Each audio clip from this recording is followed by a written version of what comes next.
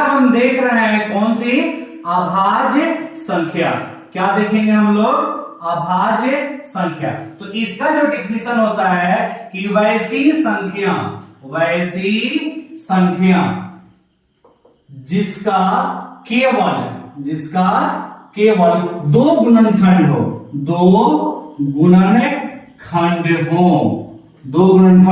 या इसका डिफिनीशन अगर कोई पूछता है फिर दूसरा कि वैसी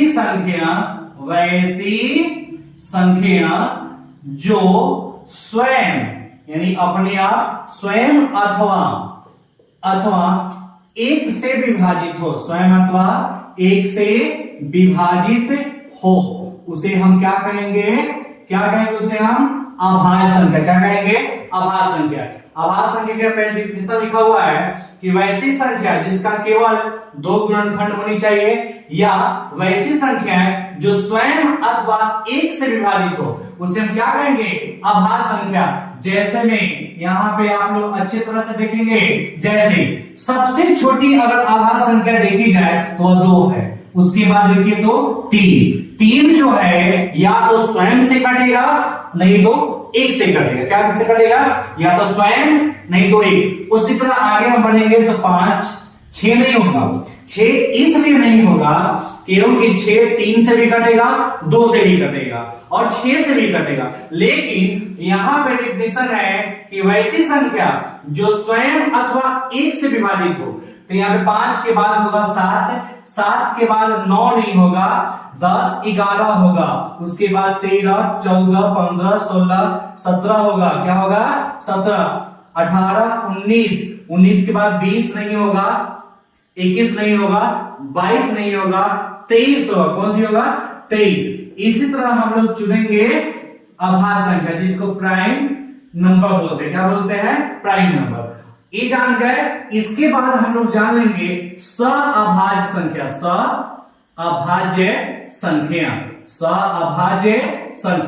तो इसका डिफिनीशन बहुत आसान है। अगर हम कहें कि वैसी दो संख्या जिसका मसा यानी महत्तम समापवर्तक एक हो, उसे हम सअभाज्य संख्या कहते हैं। यानी वैसी दो संख्याओं का जोड़ा मान लीजिए युग्म जिसको बोलते हैं। वैसी संख्या जिसका मसा केवल एक हो यानी एक आंसर हो, वह क्या होगा, सअभाज्य संख्या। वैसी युग्म संख्या, दो संख्या मानी तो युग्म में जोड़ा, वैसी युग्म संख्या जिसका मसा एक हो। क्या हो, मसा एक हो, उसे क्या बोलेंगे हम लोग, सअभाज्य संख्या बोलेंगे। जैसे हम मान लेते हैं कि 3 हो गया और मान लेते हैं कि 5 हो गया। जैसे 3 और 5 का जब आप एचसीएफ निकालिएगा तो कितना होगा, 3 एकम 3, यहाँ पे आएगा 2, फिर यहाँ पे आ जाएगा 3, 2 से लगाइएगा 2 एकम 2, अब आ जाएगा 1। तो यहाँ पे देखिएगा 1 2 में 2 कट जाएगा। इसका मतलब 3 और 5 का जो एचसीएफ है यानी मसा है वह 1 आया। अतः हम कह सकते हैं कि 3 और 5 सअभाज्य संख्या है। क्या है, सअभाज्य संख्या।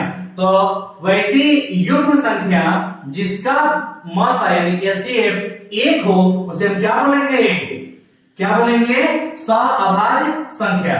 इसके बाद हम देखेंगे 9 नंबर एक पॉइंट देखेंगे। इसी चैप्टर में हमको पढ़ना है भाज्य। क्या पढ़ना है हमको, भाज्य के बारे में।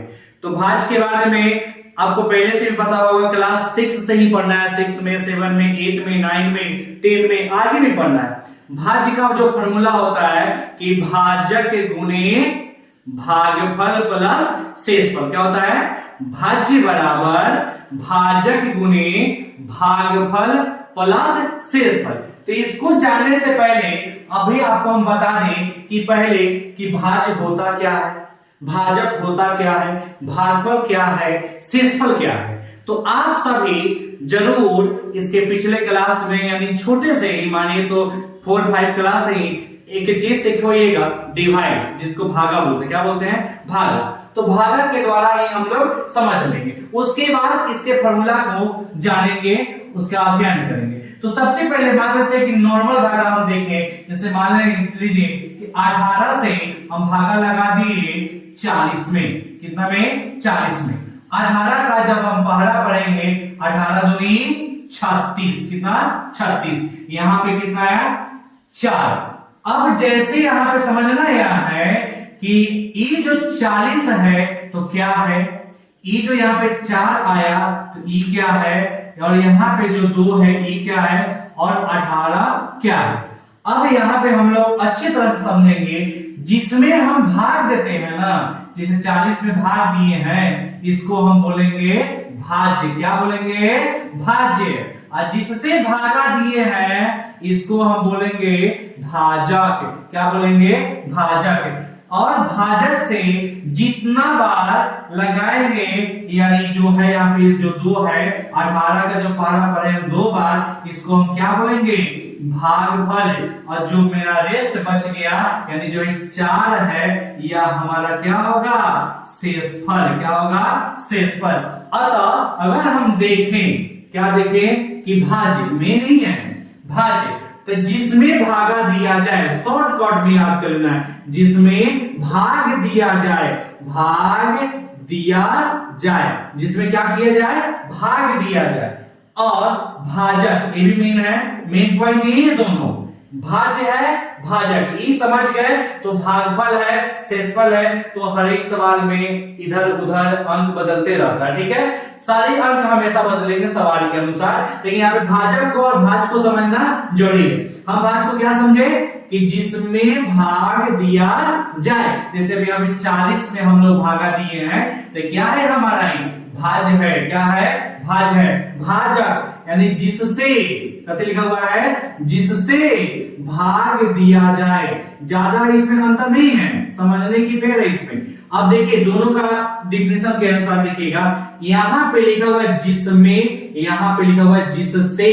तो जिसमें भाग दिया जाता है उसे भाज्य बोलते हैं, और जिससे भाग दिया जाए उसे क्या बोलते हैं, भाजक। जैसे में फिर एक बार और हम लोग समझ ले अच्छे तरीका से, मान लेते हैं कि यहाँ पे 10 है, यहाँ पे 25 में आपको भाग देना है, तो जो 10 दूनी क्या होगा, 20, यहाँ पे घटाओगे तो कितना आएगा, 5। तो हमको पता चला कि जो 10 है इससे भागा दिए, क्या किए हैं, भागा हम दिए हैं, तो ये आपका क्या होगा, भाजक होगा। ये 25 में हम भागा दिए हैं तो क्या होगा, भाज्य है। और हमारा जो शेष बचा है यहाँ पे 5 है, और 10 के पहाड़ा कितना पड़े हैं, 2 बार, तो कितना आया, 20। यानी जो है यहाँ पे 2, यहाँ क्या है, भागफल।